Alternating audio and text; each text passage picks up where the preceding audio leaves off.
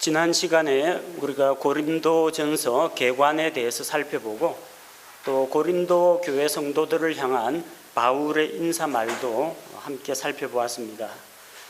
지난 시간에 다룬 내용 가운데 신학자들 가운데 서로 좀 논란이 있는 부분이 있습니다. 고린도전서를 기록한 장소가 어디냐 하는 것인데, 원래 제가 이 교재 만들 때 참고한 그 오렌 위얼스비어의 교재에는 에베소에서 고린도전서를 기록했다, 그렇게 기록이 되어 있고, 또 많은 신학자들이 그 에베소에서 고린도전서를 기록했다라는 그런 주장을 펴고 있습니다. 그런데 또 학자들에 따라서는 기록 장소가 에베소가 아니라 빌립보라는 그런 주장이 있습니다. 왜 그렇게 서로 이제 주장이 엇갈리느냐면요, 고린도전서 16장을 보면, 고린도전서 16장 8절을 보면, 그러나 내가 오순절까지 에베소에 머물고자 함은, 이걸 근거로 해서 바울이 지금 현재 머물고 있는 곳은 에베소다, 이렇게 추론을 한 사람이 있고요.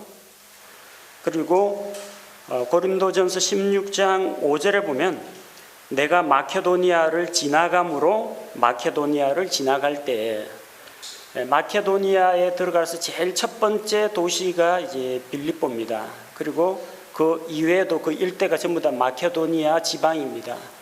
그래서 빌립보에서 써가지고 편지를 쓰고 마케도니아로 지나간다라고 볼 수도 있고, 에베소에서 편지를 기록해서 장차 드로아를 거쳐서 빌립보, 마케도니아로 건너간다 해도 말이 많습니다.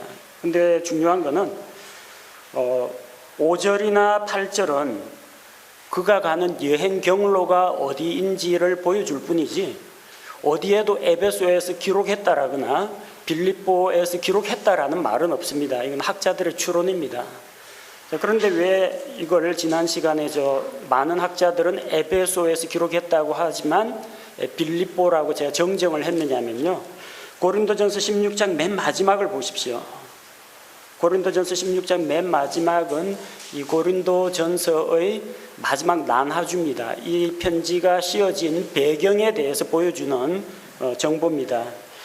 고린도 사람들에게 보내는 첫째 서신을, 고린도 사람들에게 보내는 첫째 서신, 고린도전서죠. 빌립보에서 써서 스데바나와 부드나도와 아가이고와 디모데 편에 보내다. 그리고 이 스데바나, 부드나도, 아가이고라는 이 사람은 바로 고린도전서 16장 17절에 등장하는 사람입니다. 그러니까 이것을 통해서 볼 때 편지가 기록된 것은 빌립보에서 기록되었다라고 보는 것이 타당하다는 겁니다. 8절에 나오는 내가 오순절까지 에베소에 머물고자 함은, 이 표현은 그가 에베소에서 기록했다라는 말이 아니라 그의 여행 경로 중에서 그가 에베소에 머무는 기간이 있다라는 것을 보여주는 겁니다.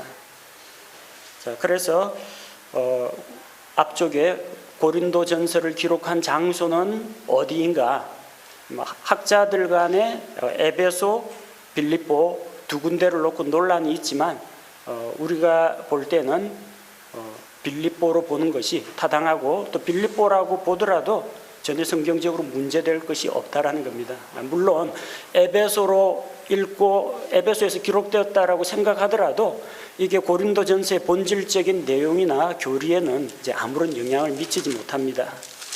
그렇지만 이제 신학자들 사이에서는 그런 것들이 중요한 쟁점으로 부각된다는 거, 그까지만 알아두시면 되겠습니다. 지난번에 고린도 교회 성도들을 향한 바울의 인사에 대해서 살펴보았고, 이제 바울이 왜 이 고린도전서를 기록하게 되었는지 그 배경에 대해서 살펴보도록 하겠습니다. 고린도 교회는 물질적으로도 풍요하고 지식도 많고 하나님께서 주신 성령의 은사도 풍부했는데, 한 가지 교회가 그리스도 안에서 하나를 이루지 못했고 성도들이 영적으로 성장하지 못하고 영적인 갓난아이 수준에 머물러 있었다는 겁니다.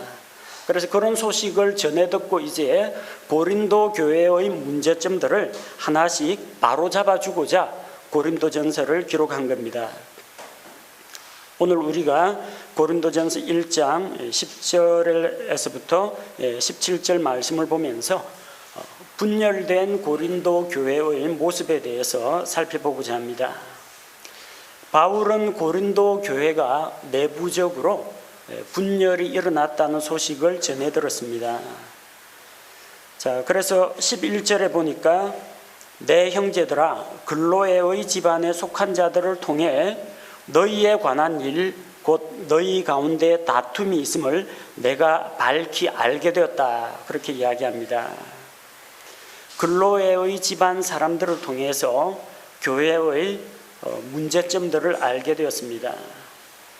이 고린도 교회 안에 있는 성도들 가운데 영적으로 깨어 있는 사람들은 교회의 문제를 그냥 방치하거나 눈 감아 주지를 않았습니다. 그들은 문제 해결을 위해서 교회에 대한 정보를 사실대로 공개를 했습니다. 대부분 한국 교회는 교회 안에 문제가 있으면 감추기에 급급합니다. 교회 안에서 목사파, 장로파, 집사파 해가지고 이렇게 파벌이 나뉘고 견제를 하더라도 바깥으로는 알리지 않으려고 합니다. 조용히 은혜롭게 그냥 넘어가려고 합니다. 덮어두는 그런 경우가 많습니다. 목회자가 성추문에 휘말리더라도 대외적으로 그걸 문제시하거나 하지 않고 교인들 입단속을 먼저 시킵니다. 왜? 소문이 퍼져나가면은 교회에 대해서 비방하는 말들이 많이 나돌게 되고 또 이 교회 성도들이 교회를 떠나거나 새로 교회를 오고자 하는 사람들이 더 이상 교회를 방문하지 않게 될 것이라고 생각해서 감추기에 급급한 실정입니다. 하지만 교회에 일어난 문제를 덮어두고 감춘다고 해서 그게 해결이 되는 건 아닙니다. 여러분이 어디 몸에 상처가 났는데 상처가 나면 어떻게 해야 됩니까? 골문 부분이 있으면 이거 찢고 고름을 짜내고 소독을 하고 치료를 받아야 되죠. 근데 거기에다가 할 수 있는 게 그냥 반창고 하나만 딱 발라가지고 덮어놓고 안 보인다 생각하죠. 내부적으로 곪고 썩어 들어가고 있습니다. 덮어두는 것만이 해결책이 아니라는 겁니다. 덮어두는 것은 일순간 사람들의 눈과 귀를 가릴 수는 있지만 근본적인 문제 해결에는 도움이 되지 않습니다. 그래서 부끄러움을 무릅쓰고 글로의 집안 사람들은 사도 바울에게 이 문제를 자문합니다. 그들은 그 문제를 상담할 올바른 대상을 찾았습니다. 누구에게 이 문제를 이야기할 것인가? 고린도 교회 안에도 영적인 지도자들이 있습니다. 아볼로파의 지도자도 있을 테고 바울파 지도자도 있을 테고 그 안에는 게바파의 지도자도 있을 겁니다. 근데 지금 문제가 뭡니까? 교회의 분열입니다. 분열되어 있는데 그 분열을 일으키는 우두머리를 찾아가서 이야기해봤자 모두 다 자기한테 유리한 쪽으로만 설명을 할 겁니다. 이 문제는 누가 해결할 수가 있느냐? 하나님께로부터 권위를 인정받은 사도가 이 교회를 치료하는 것이 필요합니다. 특별히 이 고린도 지역에 와서 복음을 전하고 성도들을 가르치고 그렇게 성도들을 책임 있게 돌본 사람이 누구냐 하면은 사도 바울입니다. 그래서 그들은 사도 바울이 있는 곳을 수소문하여 글로의 집안 사람들이 소식을 전해왔습니다. 교회 안에 이런 분열이 생겼다 이 사실을 알렸습니다. 바울도 고린도전서에서 이것을 바로 밝히고 있습니다. 대부분 목회자들은 자기한테 정보를 제공한 사람을 잘 밝히지 않습니다. 괜히 밝혔다가 목사님이 누구하고 소식을 주고받는구나 알려지게 되겠죠. 다음부터는 그 사람한테는 정보를 안 주려고 합니다. 또 너 목사님한테 일러 밝혔지 하고 그 사람을 따돌리는 경우가 생깁니다. 그러나 바울은 이런 문제에 있어서 전혀 구애받음이 없이 나는 글로의 집안 사람들로부터 너희 교회 문제에 대해서 들었다 분명하게 이야기합니다. 만약 출처를 안 밝히면 오히려 더 오해를 살 수가 있습니다.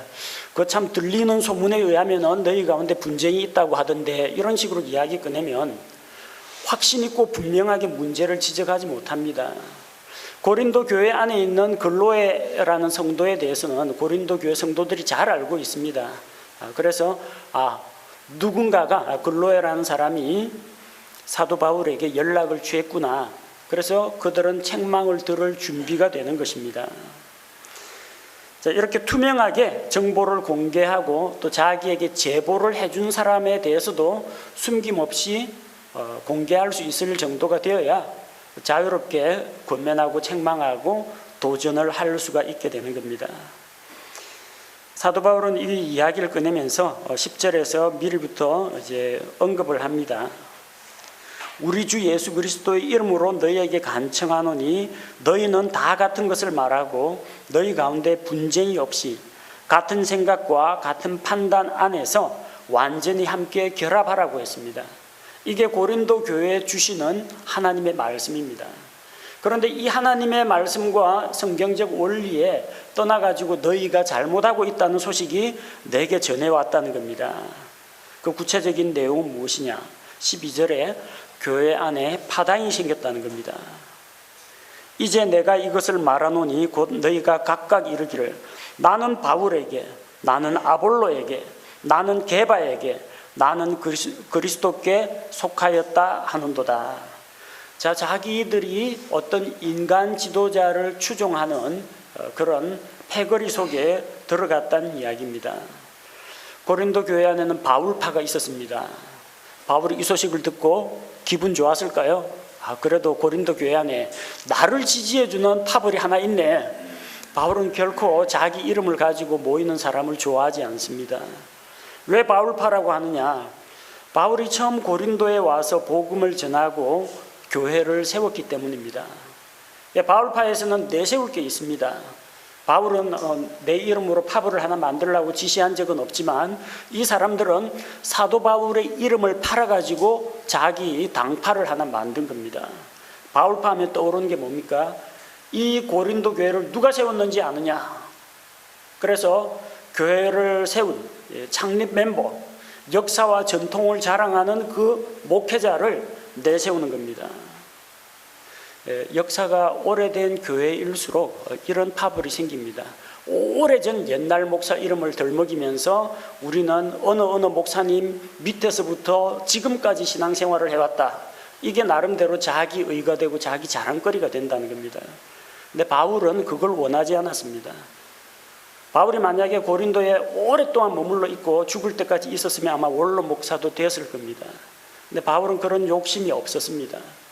자기를 지지하는 바울파가 있다고 해도 바울은 전혀 달갑지가 않습니다. 왜냐? 그것이 성도들 사이에 다툼과 분열을 일으키기 때문입니다. 그 뒤를 이어서 이제 아볼로파가 등장합니다. 아볼로는 브리스길라와 아굴라, 바울의 동역자인 브리스길라와 아굴라 부부로부터 복음을 듣고 그들의 추천장을 받아가지고 아가야 지방에 와서 하나님의 말씀을 가르쳤습니다. 성경에 대해서 대단히 박식합니다. 성경을 잘 알 뿐만 아니라 이 사람은 달변가입니다. 말도 잘합니다. 보통 두 가지 다 하긴 힘들어요. 아는 게 많으면 아는 걸 표현하는 방법이 서툴거나 말은 잘하는데 아는 게 적거나 그러는데 아볼로는 둘 다 잘합니다. 그러니까 바울이 비록 교회를 세웠지만 수많은 성도들을 믿음으로 성장시키고 무장시키는 데는 아볼로가 아주 큰 역할을 했습니다. 그래서 그 아볼로의 이름을 빌어가지고 우리는 아볼로파다, 우리는 아볼로 선생한테서 성경 공부했다, 이걸 내세우면서 자기 파벌을 만드는 겁니다. 아볼로가 이거 보고 좋아했을까요? 아볼로도 이거 좋아하지 않습니다. 세 번째는 게바파가 있습니다. 게바는 베드로를 이야기하죠. 성경에 베드로가 고린도를 방문했다는 이야기는 없습니다. 하지만 게바, 베드로 하면 또 누굽니까? 예수님의 12제자 가운데에서 키맨이라고 할 수 있는 베드로, 요한, 야고보, 그 가운데 수제자가 베드로입니다. 그래서 우리는 예수님의 수제자인 베드로의 전통을 이어받은 이게 자랑거리가 되는 겁니다. 요즘도 이거 자랑하는 데가 있습니다. 로마 가톨릭. 우리는 베드로 사도의 전통하에, 베드로의 믿음하에 예수 그리스도의 신앙을 물려받은 사도들의 전통 위에 세워진 교회다. 로마 가톨릭은 이것을 내세웁니다. 하지만 베드로는 고린도 교회하고는 별 관계가 없습니다. 다만 이름값이 좀 유명하다는 겁니다. 그리고 어쩌면 유대 지방으로부터 온 사람들이 베드로 사도 이야기를 그들에게 전했을 수도 있습니다. 어쨌든 유명세로 따지자면은 베드로를 또 무시할 수가 없습니다. 고린도전서 9장 5절에서도 바울이 사도인 자기에 대한 이 사람들의 대우, 내가 사도로서 마땅히 대접받을 자격이 있다라는 걸 이야기할 때 뭐라고 합니까? 우리가 다른 사도들이나 주의 형제들이나 게바와 같이, 베드로죠, 자매 곧 아내를 데리고 다닐 권리가 없겠느냐. 이 정도 이야기하는 걸로 봐서 고린도 교회 성도들은 게바 하면 누군지 안다는 이야기입니다. 예수님의 제자 가운데 유명하다라는 게바 이름을 판다고 해서 그 파벌이 정당화되는 건 아닙니다. 심지어 놀라운 것은 그들 가운데 그리스도파가 있다는 겁니다. 이제 입 다물라는 이야기입니다. 바울, 아볼로, 게바가 높냐, 그리스도가 높냐? 예수 그리스도가 높다. 우리는 예수님 편이다. 이러면 나머지 세 개의 파벌이 입을 닫을 줄로 안 겁니다. 사실 모든 성도들은 그리스도파가 아니라 그리스도 안에 속한 자들입니다. 그리스도의 몸에 속한 지체들입니다. 그리스도파라는 건 정말로 예수 그리스도를 존경하고 예수님만을 따르는 그런 사람들이냐? 아닙니다. 이 사람들도 파벌입니다. 다른 새 파벌들보다 자기들을 더 내세우기 위해서 그리스도파라는 걸 하나 만들었습니다. 다른 당파보다 우리 파벌이 더 우세하다, 우월하다는 걸 과시하기 위해 그리스도파를 만든 겁니다. 이거 그대로 내버려두면요, 조금 있으면 하나님파 나옵니다. 자, 하나님 아버지, 너희는 하나님의 아들이냐, 우리는 하나님 아버지를 추종한다, 이런 파도 나올 수가 있다는 겁니다. 이게 다 무엇을 말합니까? 예수 그리스도 안에서 한 형제, 한 지체, 한 가족인 사람들이 전부 이렇게 자기들이 추종하는 사람들을 중심으로 당파를 나눈다는 겁니다. 고린도 교회 안에 왜 이렇게 파벌이 많으냐? 몇 가지 이유가 있습니다. 그 대표적인 이유는 그리스 철학의 영향입니다. 이 사람들은 복음을 하나님의 진리로 보기보다는 저쪽 동방에서 전래되어 온 어떤 새로운 신기한 사상이라고 생각했습니다. 그래서 복음을 마치 철학 사조 중에 한 가지로 이해를 했다는 겁니다. 철학에는 다양한 분파들이 있습니다.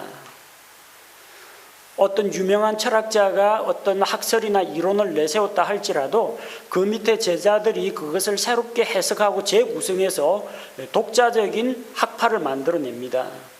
그래서 아리스토텔레스, 플라톤, 소크라테스, 제논 다 영향력 있는 사람들이고 또 서로 배우고 영향을 주고받은 사람들이라 할지라도 각기 독자적인 파벌을 구성을 합니다. 실제 고린도 지역 안에는 이런 그리스 철학자들의 사상을 전파하는 다양한 사람들이 있었고, 스스로 나는 어느 철학자를 지지한다, 어떤 철학자의 사상을 지지한다고 하면서 자기가 추종하는 지도자를 내세우는 교사나 철학자들이 많이 있었습니다. 자, 그런데 이런 파벌을 나누는 그 본질적인 이유는 어디에서 나오느냐? 인간 지도자를 따르고자 하는 그 사람의 본성 때문에 나옵니다. 사람은 무엇인가에 기대고 의지하기를 좋아합니다. 사람들은 자기에게 관심과 도움을 주는 자, 내가 이 사람을 따라다니면 뭔가 얻을 게 있겠다라고 생각하면은 그 사람을 추종합니다. 그리고 특별히 자기가 좋아하는 말, 듣기 좋아하는 말을 해주는 그런 지도자를 따라갑니다. 그래서 보면은 대개의 교회를 보면요, 그 교회의 목사를 보면은 성도들이 보이고 성도들 분위기를 보면 목사가 어떤 사람인지 대충 짐작이 갑니다. 끼리끼리 모이기 마련입니다. 만약에 자기 교회 목사가 말씀만 열심히 강론하는 사람이면요, 성도들 대부분 그 영향을 받아가지고 성경 말씀을 배우고 공부하는 데 아주 열심입니다. 다른 데 와서 막 열정적으로 봉사를 하고 은사주의를 활동을 하고 이러는 사람들은 그 교회 오면 적응 못하고 이제 떠나버립니다. 그 반대도 마찬가지입니다.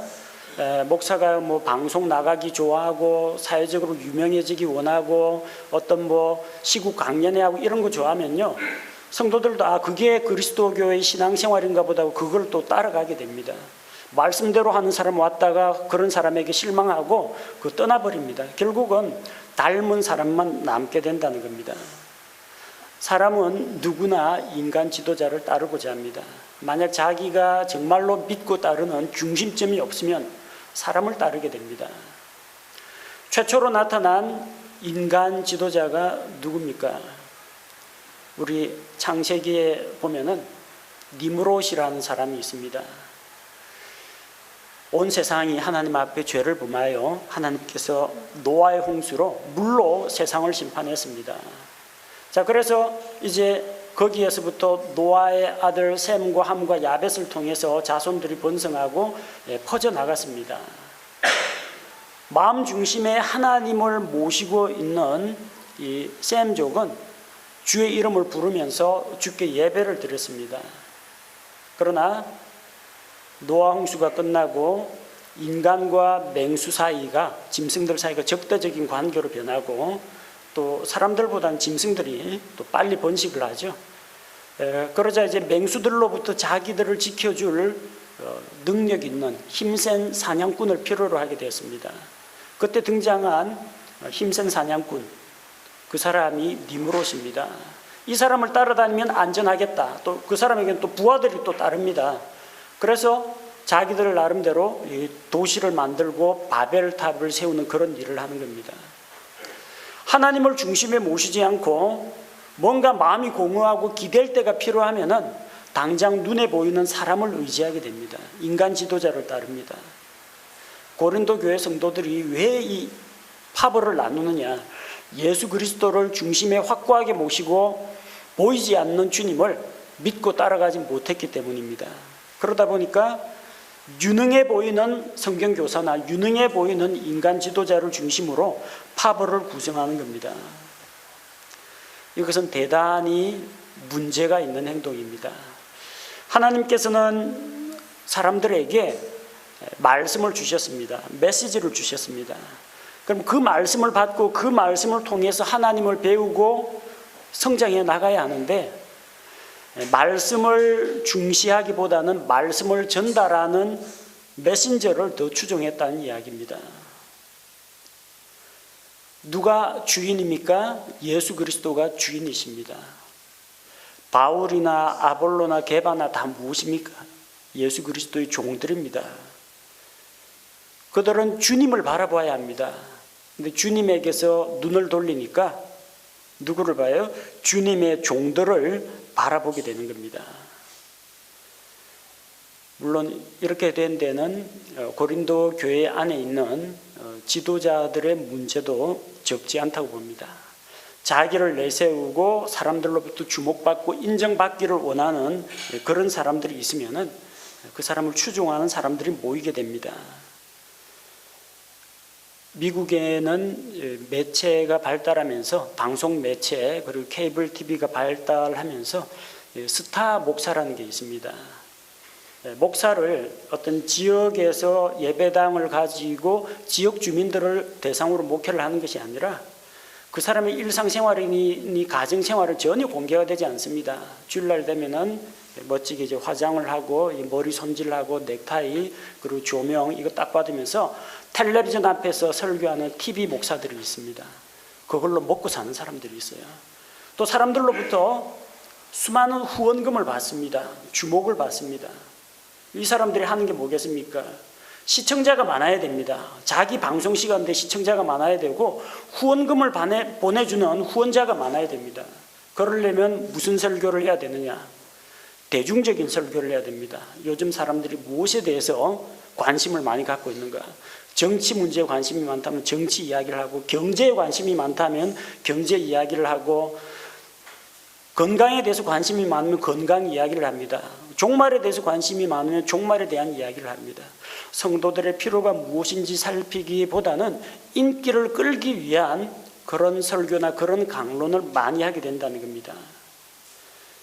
이렇게 되면은 성도들이 영적으로 굶주리게 됩니다. 귀가 솔깃한 정보들은 많이 듣게 되는데 정작 그날그날을 살아가야 할 생명의 양식은 얻지 못하는 그런 문제가 생기는 겁니다. 그리고 또 그런 TV 목사들끼리요, 부흥사들끼리 서로 또 경쟁을 하고 견제를 하고 서로 다툽니다. 왜? 저 사람을 내가 쓰러뜨려야 그에게 속한 추종자를 나의 추종자로 빼앗아 오기 때문입니다. 그러니까 원치 않는, 이런 주님께서 원치 않는 경쟁과 다툼을 유발하게 되는 겁니다. 사람을 따라가는 고린도 교회 성도들도 문제지만 그들을 미혹하는 인간 지도자들이 문제라는 겁니다. 사람들은 네 편 내 편 가르기를 좋아합니다. 왜냐하면 그들 마음속에 육신의 정욕이 도사리고 있기 때문입니다. 당을 만들어서 편을 가르려고 합니다. 편을 가르고 그 안에서 자기가 우두머리가 되고자 합니다. 높아지고자 하는 그런 생각이 있기 때문입니다. 야고보서 4장 1절 말씀해 보니까 너희 가운데서 전쟁과 싸움이 어디로부터 나느냐? 너희 지체 속에서 싸우는 너희의 정욕들로부터 나지 아니하느냐? 왜 전쟁합니까? 왜 싸웁니까? 자기가 더 많이 가지려고, 사람이든 재물이든 명예건 더 많이 가지려고 전쟁을 하고 싸우는 겁니다. 육신의 정욕으로 가득 찬 사람들은 다른 사람과 싸워서 자기가 더 많이 갖고 더 높아지는 걸 원합니다. 고린도전서 3장 3절은 바로 이런 사람들이 육신적인 그리스도인이라는 걸 보여줍니다. 너희가 아직도 육신에 속하였도다. 너희 가운데 시기와 다툼과 분열이 있으니 너희가 육신에 속하여 사람들처럼 걷지 아니하느냐. 육신에 속한 사람이라는 겁니다. 그래도 구원은 받았죠. 그리스도 안에 있는 영적인 갓난아이, 곧 육신에 속한 자들. 구원은 받았지만 아직까지 옛사람에게 속한 육신의 정욕을 떨쳐버리지 못한 사람들입니다. 자, 이런 인간적인 사람들이 모여가지고 교회 안에서 당파를 만드는 겁니다. 그들에게 바울이 핵심적인 질문을 3가지 던집니다. 자, 그 첫 번째 질문, 그리스도께서 나뉘셨느냐? 그리스도께서 나뉘셨습니까? 아닙니다. 대답은 아닙니다. 우리는 한 주님, 한 구원자를 모시고 있습니다. 그리스도께서 나뉘어서 그 몸의 다른 부분들을 서로 다른 사람들에게 나눠주셨는가? 베드로야 너는 머리를 가져라. 그리고 바울아 너는 몸통을 가져라. 아볼로야 너는 뭐 다리를 가져라. 예수 그리스도의 몸이 이렇게 나뉘었느냐? 그렇지 않다는 겁니다. 머리이신 예수 그리스도를 중심으로 모든 성도들이 다 연결되어서 몸에 속한 한 지체가 되었다는 겁니다. 우리가 믿는 예수 그리스도는 한 분이십니다. 바울이 믿는 예수 다르고 아볼로가 믿는 예수님이 다릅니까? 베드로가 전하는 그리스도는 다른 두 사람이 전하는 그리스도와 전혀 엉뚱한 분입니까? 그렇지 않습니다. 똑같은 복음 전하는 사람들입니다. 교회 구성원들 가운데에서는 인간 지도자의 특별한 개성을 좇아서 그를 추종하는 사람들이 있을 수가 있습니다. 아무래도 사람이다 보니까 자기하고 잘 맞는 목사가 있을 수 있습니다. 그러면 그 교회 가시면 됩니다. 괜히 이쪽 교회에 있으면서 설교는 다른 쪽 교회 듣고 와가지고 이 교회에서는 다른 교회 목사를 소개하고 그러지 말고 자기가 그렇게 좋아하는 목사가 있으면 그 교회로 옮기시면 됩니다. 그럼 분쟁이 안 생겨요. 왜 분쟁이 생기느냐? 다른 교회 목사 설교를 듣고 와가지고 우리 교회 목사님 설교하는 거하고 비교를 하고 누가 맞느냐 해가지고 토론 논쟁을 벌이고 이러니까 교회 안에서 자꾸 분란이 생기는 겁니다. 우리 교회뿐만 아니라 다른 교회들도 마찬가지입니다. 요즘 이제 정보통신망이 발달하고 그 인터넷 유튜브에 올라오는 그런 정보들이 하도 많다 보니까 그 가운데는 뭐 거짓 정보도 있고 잘못된 정보들도 있습니다. 그런데 이제 사람들이 말세가 되면은 자기 귀가 가려져서 자기 귀를 즐겁게 해줄 스승들을 많이 구합니다. 요 설교 들어보니까 뭐 그럴싸합니다. 저 설교 들어보니까 그럴싸합니다. 이제 거기에 자꾸 중독이 되어가지고 마치 그 맛집 탐방하는 것처럼 자기가 신앙생활 정착할 곳을 찾지 못하고 이 목사 비교하고 저 목사 비교하고 인품은 이쪽이 낫고 학벌은 이쪽이 낫고 언변은 이쪽이 낫네. 그래서 자기 혼자 이제 비교를 하는 겁니다. 그 사람은 아무 교회도 정착을 못합니다. 구원받아서 예수 그리스도의 몸에는 속했는지 모르지만 한 지역 교회 안에 정착 못하는 떠돌이 신세를 면할 수가 없다는 겁니다. 그렇게 되면 곤란합니다. 인간적으로 좀 좋아하는 사람이 있고 내가 좀 안 좋아하는 스타일의 목사님이 있다. 그건 충분히 이해할 만합니다. 그러나 그걸 가지고 추종하는 나는 A 목사파, 나는 B 목사파 이렇게 나눈다거나 우리 목사가 나은지 니네 목사가 나은지 한번 대결해보자 이렇게 교회 안에 성도들끼리 싸움을 벌이는 것은 옳지 않다는 겁니다. 우리는 예수 그리스도의 제자입니다. 사람의 제자가 되어서는 안 된다는 겁니다. 두 번째 질문입니다. 바울이 너희를 위해 십자가에 못 박혔느냐? 바울이 온 세상 죄를 담당하기 위해 십자가에 못 박혔느냐? 아닙니다. 우리를 위해 십자가에 달리신 유일한 구원자는 예수 그리스도, 우리 주님밖에 없습니다. 십자가에서 사형을 당하는 것은 정말로 고통스럽고 지켜보는 사람은 잔인하고 정말 수치스러운 죽음이 십자가의 죽음입니다. 그래서 로마 시민권을 가진 사람은 십자가 형벌을 받지 않습니다. 반역 행위라든지 정말 그 최고의 법정형으로 극형을 내릴 때에만 이 십자가 형벌을 내립니다. 바울이나 아볼로나 베드로나 어느 누구도 고린도 교인들을 위해서 그들의 죄를 대신해서 죽어준 사람이 없다는 겁니다. 파벌을 나눠서 뭐 하냐는 겁니다. 베드로가 너를 대신해서 죽었으면 베드로파, 나는 베드로를 믿습니다. 그래도 되겠죠. 바울이 우리 죄 대신해서 십자가를 지셨다면 바울이 나의 주님입니다 하면서 바울파에 가입하면 됩니다. 그러나 오직 예수님께서 십자가에 달려서 우리의 모든 죄를 대속하시고 믿는 자들의 구세주가 되시고 또 교회의 머리가 되셨습니다. 따라서 구원받은 자는 누구에게 속한 자냐? 예수님께 속한 자들입니다. 인간 지도자들에게 속한 자들이 아닙니다. 나를 대신해서 십자가에서 모진 고난을 당하시고 피 흘려 죽으신 주님만이 우리의 머리가 되실 수가 있는 것입니다. 따라서 교회는 예수 그리스도 안에 있는 하나지 그 안에 바울파, 아볼로파, 게바파, 그리스도파, 파벌은 있을 수가 없다는 겁니다. 세 번째, 바울이 그들에게 질문을 합니다. 혹은 너희가 바울의 이름으로 침례를 받았느냐? 아닙니다. 침례 줄 때 내가 예수 그리스도의 이방인 사도된 바울의 이름으로 침례를 주노라 이렇게 하는 교회는 아무 데도 없습니다. 내가 베드로의 이름으로 침례를 주노라 이것도 성경에도 없고 이렇게 실행하는 교회도 없습니다. 우리에게는 오직 한 침례가 있습니다. 신약교회에서는 이 침례라는 것이 대단히 중요한 문제입니다. 이 고린도 지역에 있는 이 고린도 교회, 여기서 고린도 교회 교인인지 아닌지, 고린도 교회 성도인지 아닌지를 나누는 기준이 뭐냐면 예수님 믿고 구원받았느냐는 겁니다. 그리고 구원의 증표로 침례를 받았느냐 하는 것이 지역교회에 가입할 수 있는 조건입니다. 예수 그리스도의 몸에 속하는 데는 침례를 받거나 안 받거나 그게 중요한 건 아닙니다.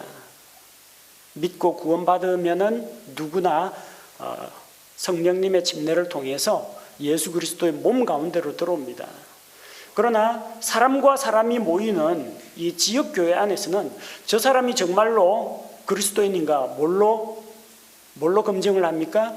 그가 성도들 앞에서 자기 믿음을 고백하고 침례를 받았느냐, 구원에 대한 간증이 있느냐 없느냐가 우리 교회 성도로 받아들일 것인지 말 것인지를 결정하는 중요한 단서가 된다는 겁니다. 그래서 고린도 교회 성도들에게 묻습니다. 너희가 바울의 이름으로 침례를 받았느냐? 누구 이름으로 침례를 받았느냐? 침례란 자기가 그리스도와 함께 죽고 장사되었다가 그리스도와 함께 부활하여 일어나는 것을, 곧 그분의 십자가 죽음과 부활에 연합한 자라는 것을 고백하는 의식입니다. 그리고 침례를 받음으로써 이제 내가 나의 옛 생활과는 결별하고 그리스도 안에 있는 생명의 새로움 가운데에서 내가 일으켜졌고 살아간다는 것을 고백하고, 옛날 세상 친구들, 옛날 세상에 속한 것들과는 끊어버리고 또 그들로부터 배척을 당하는 삶을 살게 됩니다. 근데 예수님께서는 친히 침례를 주지 않으시고 그분의 제자들이 침례를 주었다고 합니다. 요한복음 4장 1절 2절에 보면은 침례자 요한의 제자들이 요한에게 보고하기를, 이전에 선생님께서 침례를 주신 그분이 저쪽에서 요단강 근처에서 사역을 하는데 사람들이 다 침례 받으러 그쪽으로 모입니다. 그렇게 일러 바쳤습니다. 그런데 실은 그 침례는 예수님이 친히 주신 것이 아니라 그분의 제자들이 준 것이라는 겁니다. 반드시 예수님이 모든 사람을 침례를 줄 필요가 없습니다. 또 12사도가 모두 다 침례를 줘야 할 그런 필요는 없습니다. 그 제자의 제자가 주더라도 문제가 되지 않습니다. 에티오피아 내시는 누구에게 침례 받았습니까? 집사 빌립한테 침례를 받았습니다. 아니 그러면 사도 베드로한테 침례를 받은 사람은 나는 이 베드로에게 속한 자다 이렇게 자랑할 거리가 있고, 나는 집사님한테 침례 받았다 그러면 이 사람의 침례는 좀 값어치가 없거나 값어치가 덜한 겁니까? 그러진 않습니다. 교회 규모가 좀 커지면요, 목사가 다 침례를 못 주는 일도 생깁니다. 목사가 아프거나 그러면요, 누가 교회 가운데에서 믿고 구원받은 간증이 뚜렷한 집사 형제나 또 다른 형제나 영적인 리더가 될 수 있는 사람이 대신 침례를 주더라도 아무런 문제될 것이 없다는 겁니다. 근데 인간적인 생각을 가진 사람은 누구한테서 침례를 받았느냐, 그게 이제 자랑거리가 될 수가 있습니다. 베드로도 고넬료 집안 사람들에게 침례를 줄 때 그들에게 침례를 받게 하도록 했지, 베드로가 직접 침례를 집행한 것은 아닙니다. 바울도 고린도 교회가 성장하기 전에는 처음에 소수의 사람들로 교회를 시작할 때는 직접 침례를 주었습니다. 그래서 14절에 보니까 내가 그리스보와 가이오 외에는 너희 중에 아무에게도 침례를 주지 아니한 것을 하나님께 감사하노니, 그리스보하고 가이오 외에는 침례를 주지 않았다라고 이야기하고, 16절에 보니까 내가 또한 스데바나의 집안 사람들에게 침례를 주었고 그 외에는 다른 누구에게 내가 침례를 주었는지 알지 못한다고 했습니다. 만약에 바울이 그 지역에서 믿고 구원받는 사람들이 일일이 다 침례를 주었으면 어떻게 됐겠습니까? 우리는 바울파입니다. 바울이 직접 침례를 준 사람입니다.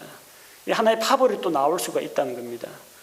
지금 겨우 그리스보, 가이오 그리고 스데바나의 집안 식구들 몇몇 사람한테 침례를 줬는데도 벌써 바울파, 아볼로파, 게바파 하는데, 바울이 고린도 교회에 한 태반 정도 침례를 줘 보십시오. 어떤 일이 일어나는지. 마치 교회가 예수 그리스도의 교회가 아니라 바울의 교회처럼 우리는 바울 선생 지지합니다 이런 식으로 돼버리면 곤란하다는 겁니다. 그래서 내가 참 소수의 사람들에게만 침례를 주기를 정말 참 잘한 것 같다, 그 이야기입니다.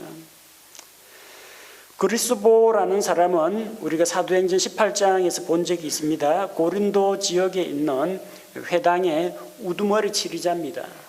그래서 그가 바울이 말씀을 전하는 그 집, 그 바로 옆에 유대인 회당이 바짝 붙어 있었어요.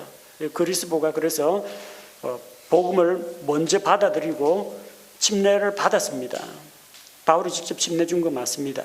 가이오라는 사람은 바울이 고린도에서 로마서를 기록할 때 로마서 16장 23절에 보면은 그와 같이 있었던 사람입니다. 이 사람도 바울이 친히 침례를 준 사람입니다. 고린도전서 16장 15절에서 18절 보면은 바울의 마지막 이제 작별 인사에 스데바나의 집안 사람들이 나오는데, 그들은 아가야 지방에서의 첫 열매입니다. 고린도가 위치해 있는 요 지역이 아가야 지방입니다. 아가야 지방, 고린도시 이렇게 됩니다. 아가야 지방에서 복음을 전해가지고 첫 열매라고 했습니다. 처음 구원받은 그 집안 사람들입니다. 그러니까 달리 누구한테 침례를 주게 하라 명령을 할 수 없으니까 바울이 친히 침례를 주었다는 겁니다. 그럼 이 사람은 나는 사도 바울에게 침례를 받았네 하고 다른 사람들에게 자랑을 할 수 있느냐? 이 자랑거리가 아니라는 겁니다. 누구 이름으로 침례를 받았느냐가 중요한 것이지 누구한테서 침례를 받았느냐 하는 것은 중요한 문제가 아니라는 겁니다. 바울이 직접 침례를 주었다. 베드로가 직접 침례를 주었다. 교회 초창기 개척교회 할 때는 그렇게 직접 줄 수밖에 없죠.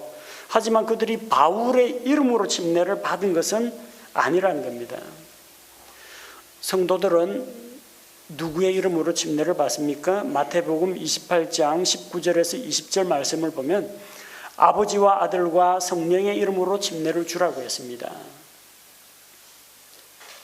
모든 민족, 모든 족속에게로 가서 그들에게 말씀을 가르치고 그들을 훈련시키고 그들에게 침례를 주는데 아버지와 아들과 성령님의 이름으로 곧 삼위일체 하나님의 이름으로 침례를 주라고 했습니다. 침례를 주는 사람, 침례를 집례하는 사람은 아무것도 아닙니다. 바울이 되었건 그 침례를 집례한 집례 목사가 되었건 하나님의 일꾼에 불과합니다.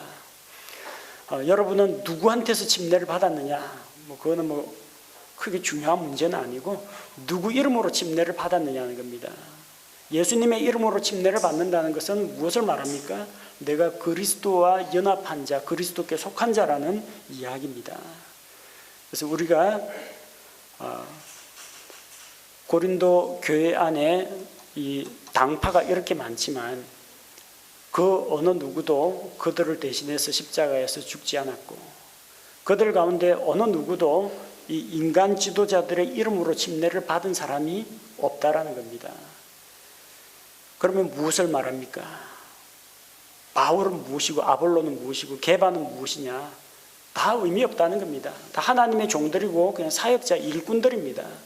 우리가 봐야 할 것은 사역자가 아니라 그 사역자를 우리에게 보내주신 주님, 하나님을 바라봐야 합니다. 그래서 이런 근로의 집안 사람들을 통해서 전해오는 교회의 분열 소식을 듣고 그들을 책망합니다. 무엇이 잘못됐는지 생각해 봐라. 너희는 한 주님을 믿지 않느냐? 한 몸에 속한 자가 아니냐? 한 구원자를 모시고 한 침례를 받지 않았느냐? 근데 왜 자꾸 파당을 나누느냐는 겁니다. 이 교회의 문제를 해결할 수 있는 근본적인 방법은 10절 우리가 읽었던 말씀에 기록되어 있습니다. 10절을 바울이 제안하는 것을 보십시오. 형제들아, 한 가족 안에서 같은 아버지를 둔 사람들은 형제자매라고 부릅니다. 고린도 교회 성도들은 그리스도 안에서 한 가족이라는 겁니다. 바울을 좋아하건 아볼로를 좋아하건 간에 결국은 예수 그리스도 안에서 한 가족 한 형제라는 걸 기억하라는 겁니다. 다음으로 너희는 다 같은 것을 말하라고 했습니다. 같은 것을 말해야 됩니다. 입은 여럿이지만 우리는 같은 걸 이야기합니다. 왜? 같은 교리를 믿기 때문입니다. 만약 여기서 우리가 믿지 않는 다른 교리, 환란 통과 교리를 말하는 사람이나 아니면 하나님의 은혜로 믿음을 통해 받는 구원이 아니라 나의 노력과 행위로 구원받는다는 엉뚱한 이야기하는 사람이 있으면 나가야 됩니다. 그 사람은 우리하고 같은 사람이 아닙니다. 그러나 우리가 같은 신앙 고백을 한다면, 같은 것을 말한다면 하나라는 겁니다. 같은 믿음, 같은 교리, 같은 신앙 고백, 같은 것을 말해야 됩니다. 또 한 교회에 속한 자로서 같은 생각을 품어야 합니다. 같은 생각, 그리스도 안에서 한 마음 한 뜻을 이루어야 합니다. 물론 모든 사람의 생각이 하나로 맞춰지기는 힘듭니다. 사람마다 보는 관점이 다르고 이해관계가 다르고 또 자라온 배경이 다르기 때문에 한 마음을 이룬다는 것은 어렵습니다. 그러나 교회가 나아가야 할 공동의 목표, 공통된 소망, 이것을 위해서는 힘을 하나로 합쳐야 됩니다. 같은 생각을 가져야 됩니다. 그 다음 같은 판단 안에서 완전히 하나로 결합하라고 했습니다. 같은 판단을 내리려면은 기준 잣대가 똑같아야 됩니다. 우리가 어떤 것을 평가하는 기준을 가지고 이제 잣대, 척도라고 이야기합니다. 보통은 휘어짐이나 비틀림이 없는 대나무자 아니면은 이 금속 자를 가지고 길이를 잽니다. 이걸 재도 이게 긴가 짧은가, 이 척도보다 긴가 짧은가 딱 나오게 됩니다. 그걸 다른 데 갖다 대도 똑같은 원리 원칙을 적용합니다. 근데 만약 여러분이 그런 엄격한 잣대가 아니라 같은 판단의 잣대가 아니라 꼬무줄자면 힘 좀 많이 주면 늘어납니다. 힘 좀 빼면 줄어듭니다. 그래서 다른 사람 잘못을 잴 때는 고무줄자를 재가지고 이 사람은 잘못한 게 좀 많네. 그리고 자기 잘못한 거 잴 때는 난 잘못한 게 적네. 내가 하는 거는 그냥 간단히 넘어가고 다른 사람이 하는 것은 1mm까지도 어김없이 찾아내가지고 비판하고 이건 잘못이라는 겁니다. 동일한 잣대가 있어야 됩니다. 우리 사람의 잣대는 제각기 달라요. 이 중에는 엄격하고 꼼꼼한 분도 있고 그 다음에 아주 마음이 넓고 후한 분도 있을 수가 있습니다. 자기 자신에 대해서는 아주 엄격하고 다른 사람에게 후한 분이 있는가 하면은 자기 자신에 대해서는 상당히 관대하면서 남한테는 막 아주 엄격하게 쪼아대는 사람이 있습니다. 이런 잣대 가지고는 같은 판단을 내릴 수가 없습니다. 잣대가 똑같아야 돼요. 절대 기준, 하나님의 말씀을 기준 잣대로 삼을 때 이런 시비가 없어집니다. 말씀에 비추어 봐가지고 이것이 옳은지 그른지 평가하면 됩니다. 그래서 우리는 이런 같은 것을 말하고 또 같은 생각을 품고 같은 판단을 내리면서 그리스도 안에서 완전히 함께 하나로 결합해야 된다는 겁니다. 우리가 하나가 되는 것은 무엇 때문에 하나가 되느냐? 성별이 다르고 나이가 다르고 인생 경험이 다르고 성격이나 스타일이 다 다릅니다. 그럼에도 불구하고 하나가 될 수 있는 것이 있습니다. 그리스도인의 7가지 하나됨. 에베소서 4장 4절에서 6절. 너희를 부르심의 한 소망 안에서, 우리는 한 소망이 있습니다. 예수 그리스도 오실 때의 부활과 주님 이 세상에 다시 오시는 소망, 왕국에 대한 소망이 있습니다. 그 소망 안에서 너희가 부르심을 받은 것 같이 한 몸과, 예수 그리스도는 한 몸인 교회를 다스리시는 머리가 되십니다. 한 몸과 한 성령이 있고 하나님께서 똑같은 성령을 우리 각 사람에게 주셨습니다. 한 주와 우리의 구원자, 우리의 구세주는 오직 예수 그리스도 한 분입니다. 그리고 한 믿음과, 우리는 같은 것을 믿고 있습니다. 한 침례가 있으며 우리는 다 예수 그리스도의 십자가의 죽음과 부활에 연합하여 침례를 받은 자들입니다. 또 우리는 한 하나님을 아버지로 모시고 있습니다. 그러니까 같은 소망 안에서 우리가 사랑의 매는 띠로 하나가 되어서 성도들이 서로 연합할 수 있다는 것을 말합니다. 따지고 보면은 차이점이 많이 있을 수가 있습니다. 성도와 성도 사이에. 그러나 서로 간의 사소한 차이점을 드러내기보다는 서로 같은 점들을 발견해야 됩니다. 우리 차이점을 찾아내려면 소소한 거 찾아내면 끝이 없습니다. 그럼 무엇이 똑같습니까? 우리가 말하는 이 7가지 하나됨을 생각하십시오. 한 하나님을 아버지로 모시고 한 주 예수 그리스도를 부르고 한 믿음을 가지고 우리가 같은 소망 가운데 있으면서 예수 그리스도의 한 몸 안으로 들어온 지체 아닙니까? 고린도 교회 안에 배운 사람도 있고 못 배운 사람도 있고 부자도 있고 가난한 자도 있고 주인도 있고 종도 있고 남자도 있고 여자도 있고 유대인도 있고 이방인도 있고 다양합니다. 하지만 예수 그리스도 안에서는 하나니까 당파를 나누지 말고 그리스도 안에서 하나로 완전히 결합하라는 것이 사도 바울의 권면입니다.